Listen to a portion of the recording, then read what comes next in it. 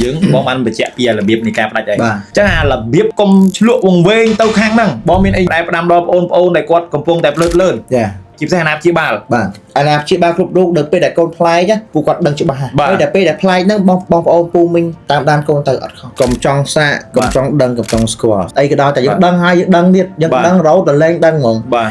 វ័យនៅក្មេងខំរៀនហៅអនាគតដែលល្អកុំចង់សាកមកអាហ្នឹងវាល្អទេមិត្តភ័ក្ដិណាដែលមានគេគិតថាយើងរើអើងគេគិតចោះតែកុំស្គាល់ល្អជាងខ្ញុំប្រាប់មែនតើជាពិសេសក្មេងៗវ័យពងរៀនរាល់ថ្ងៃតែទាំងរបស់យើងនេះរៀនល្អរៀនប្រកែកសោះទៅអាហ្នឹងគឺទៅហើយដោយតែបងប្អូនបានដឹងហើយថាបច្ចុប្បន្នប្រទេសជាតិយើងកំពុងតែមានការឈ្លានពានពីបាទបច្ចុប្បន្នធ្វើឲ្យប្រទេសយើងហ្នឹងរងទទួលនៅភាពអយុត្តិធម៌ជាច្រើនដោយសារអីដោយសារតែយើងកង្វះយុវជនបន្តវេនអញ្ចឹងអ្នកដែលចូលរួមគឺបងប្អូនយុវជនអស់គ្នាហើយឯកតាសំខាន់បំផុតមិនមែនគ្រូនៅសាលាទេគឺអាណាព្យាបាលគឺជាគ្រូទី1សង្ឃឹមថាបងប្អូនអាណាព្យាបាលពុកម៉ែបងប្អូនទាំងអស់បាទយុវជនជំនាន់ក្រោយបានស្ដាប់វីដេអូដែលបានចែកលេខពីបងគុល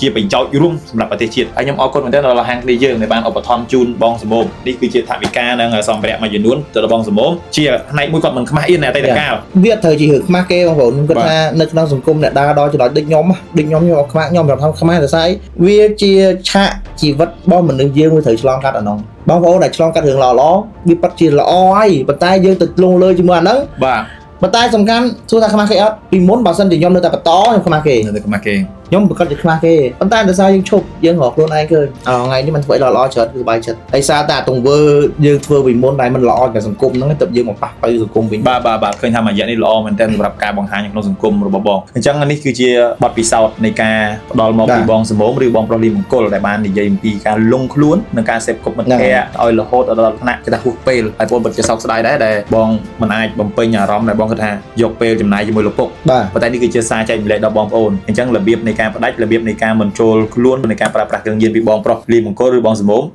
ជារឿងល្អមែន